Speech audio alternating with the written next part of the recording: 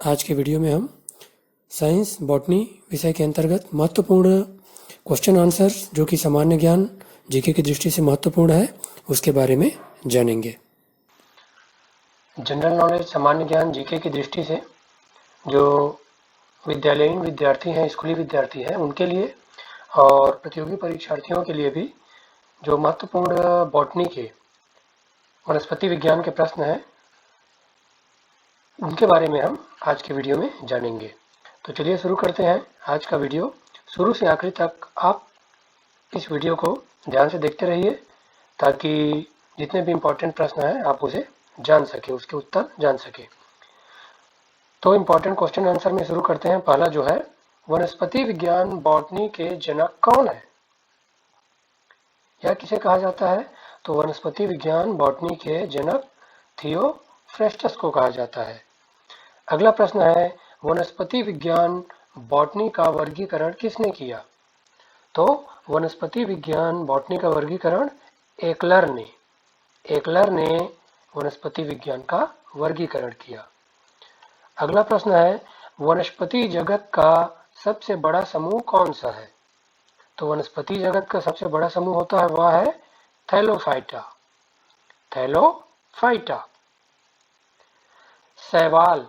शैवालों या एल्गी के अध्ययन को क्या कहा जाता है? तो इसके अध्ययन को कहते हैं फाइकोलॉजी। क्या कहा जाता है?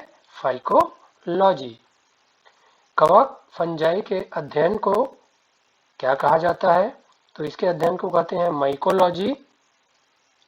कवक फंजाई के अध्ययन को कहते हैं माइकोलॉजी। खाज रोग किस कवक के कारण होता है? तो खाज रोग एकेरस स्कैबिज, एक कवक होता है एकेरस स्कैबिज, इसके कारण होता है। गंजापन का रोग का कारण है, गंजापन का रोग का कारण क्या होता है? टीनिया कैपिटिस नामक एक कवक होता है, इसके कारण गंजापन का रोग होता है। बीज पत्रों की संख्या के आधार पर पौधे कितने प्रकार के हैं? तो बीज पत्रों की संख्या के आधार पर पौधे मुख्य रूप से दो प्रकार के हैं। एक बीजपत्री, मोनोकॉट भी कहते हैं, मोनोकॉट जैसे गेहूं, मक्का, चावल, और दूसरा होता है द्विबीजपत्री या डाइकॉट जैसे चना, बबूल, भिंडी। जड़ के प्रकार कितने हैं? तो जड़ के प्रकार है मुख्य रूप से मुफला जड़, टेप रूट और रेशेदार जड़, फाइब्रस रूट। इस पर हमारा एक संपूर्ण वीडियो बना है, कंप्लीट वीडियो, आप उसे आई बटन में जाकर देख सकते हैं। पौधे का प्रकाश की ओर वृद्धि करने वाला भाग क्या कहलाता है? जो ऊपर की ओर जाता है प्रकाश की ओर उसे कहते हैं प्रांकुर। क्या कहा जाता है? प्रांकुर। और प्रांकुर से ही प्ररोतंत्र बनता है। पौधे का मिट्टी की ओर वृद्धि करने वाला भाग क्या कहलाता है? तो मिट्टी की ओर नीचे की ओर जाने वाला भाग कहलाता है मूलांकुर, जो जड़ तंत्र बनाता है। पत्तियों का रंग हरा होने का क्या कारण है? तो पत्तियों का रंग हरा होने का कारण है क्लोरोफिल नामक एक वर्णक होता है जो पत्तियों में पाया जाता है और यह फोटोसिंथेसिस प्रकाश संश्लेषण की क्रिया द्वारा पौधों में भोजन बनाने का कार्य करता है। पौधे के पुष्प का, फूलों का नर जनन भाग क्या है? तो वह नर जनन भाग है पुष्प का पुमंग या एंड्रोसियम में होता है, जो है पुंकेसर। कैलिक्स, करोला, एंड्रोसियम और गाइनोसियम पाया जाता है, जो पौधे के पुष्प में अलग अलग भाग होते हैं। इस पर भी हमारा एक संपूर्ण वीडियो बना है, आप उसे देख सकते हैं।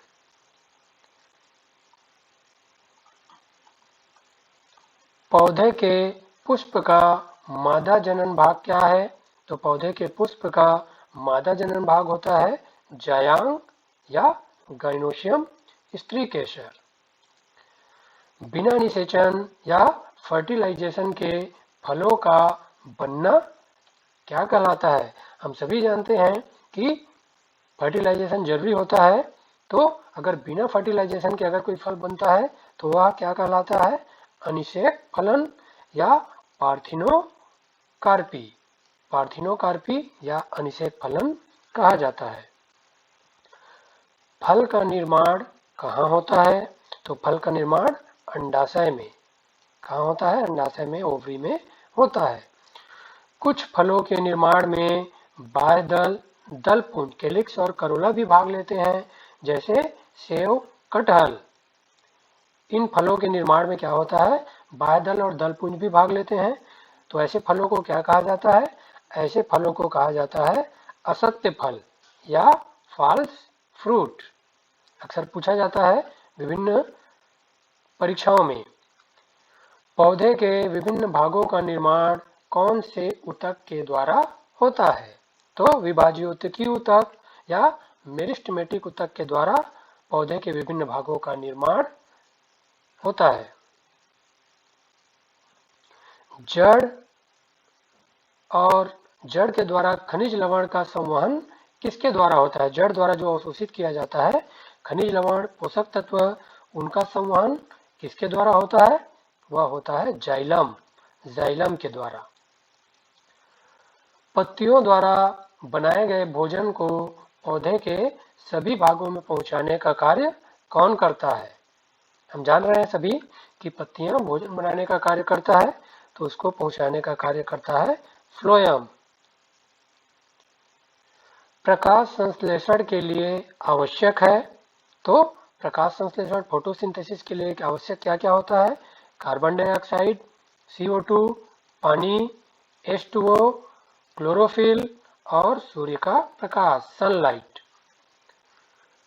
प्रकाश संश्लेषण के दर कौन से रंग के प्रकाश में सबसे अधिक होता है? तो प्रकाश संश्लेषण की दर जो होती है लाल रंग, लाल रंग में सबसे अधिक होता है, और बैगनी रंग में सबसे कम होता है। पादप हार्मोन ऑक्सिन की खोज किसने और कब किया? तो पादप हार्मोन होता है एक ऑक्सिन, उसका खोज डार्विन ने 1880 में किया। पौधे की वृद्धि को नियंत्रित कौन सा हार्मोन करता है? तो पौधों की वृद्धि को नियंत्रित करता है वह हार्मोन है ऑक्सिन। ये पूछा जाता है अक्सर विभिन्न परीक्षाओं में। साथ ही साथ बीजों को अंकुरित होने और पुष्प खिलने के लिए प्रेरित करने वाला हार्मोन कौन सा है? तो बीजों को अंकुरित होने और पुष्प खिलने के लिए प्रेरित करने वाला हार्मोन है वह है जिब्रेलिन, जिब्रेलिन। अगले प्रश्न पे चलते हैं। पादप हार्मोन साइटोकाइनिन का क्या कार्य होता है? तो साइटोकाइनिन का कार्य होता है कोशिका विभाजन और विकास और वृद्धि को प्रेरित करता है। पौधों में जो वृद्धि और विकास होता है उसको कोशिका विभाजन को प्रेरित करता है। पौधों में वृद्धि रोधक हार्मोन है। पौधों में जो वृद्धि होता है उसको रोकने का कार्य कौन सा हार्मोन करता है? तो एब्सिसिक एसिड हार्मोन जो होता है वह वृद्धि रोधक हार्मोन होता है। फलों को पकाने में सहायक हार्मोन है, तो फलों को पकाने में सहायक हार्मोन कौन सा है? एथिलीन। एकमात्र कौन सा हार्मोन है जो गैसीय रूप में पाया जाता है? तो गैसीय रूप में पाया जाने वाला हार्मोन है एथिलीन, एथिलीन। सबसे बड़ा आवृतबीजी पौधा कौन सा है? सबसे बड़ा आवृतबीजी पौधा होता है वह है यूकेलिप्टस। संसार में सबसे लंबा वृक्ष कौन सा है? तो सिकोया, सिकोया नामक एक वृक्ष होता है जो संसार में सबसे लंबा वृक्ष है। सबसे बड़ा पुष्प फूल कौन सा है?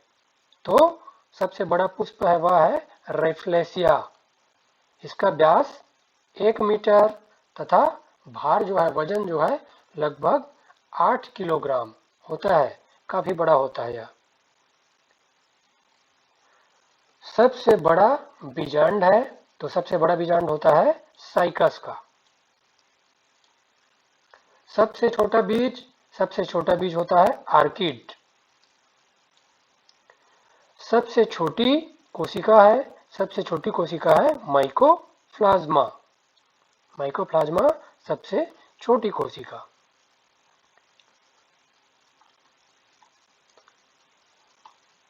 पौधों के ऊतकों का अध्ययन क्या कहलाता है? तो पौधों के ऊतकों का अध्ययन कहलाता है हिस्टोलॉजी।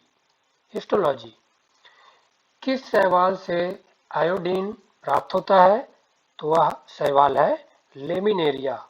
लेमिनेरिया एक शैवाल है जिससे आयोडीन मिलता है।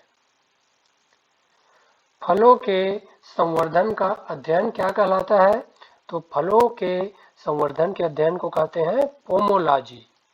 पोमोलॉजी। पुष्प प्रदान करने वाले पौधों का अध्ययन कहलाता है फ्लोरिकल्चर। फ्लोरिकल्चर। पादप कोशिकाओं का सबसे बाहरी आवरण क्या कहलाता है? तो पादप कोशिकाओं का सबसे बाहरी आवरण कहलाता है कोशिका भित्ति। तो आज के वीडियो में हमने साइंस विज्ञान विषय के बॉटनी वनस्पति विज्ञान के अंतर्गत जितने महत्वपूर्ण प्रश्न हैं उनके बारे में जाना। तो आज का वीडियो अगर अच्छा लगा है तो आप लाइक और सब्सक्राइब करिए, साथ ही साथ हमारे एजुकेशनल चैनल से जुड़े रहिए।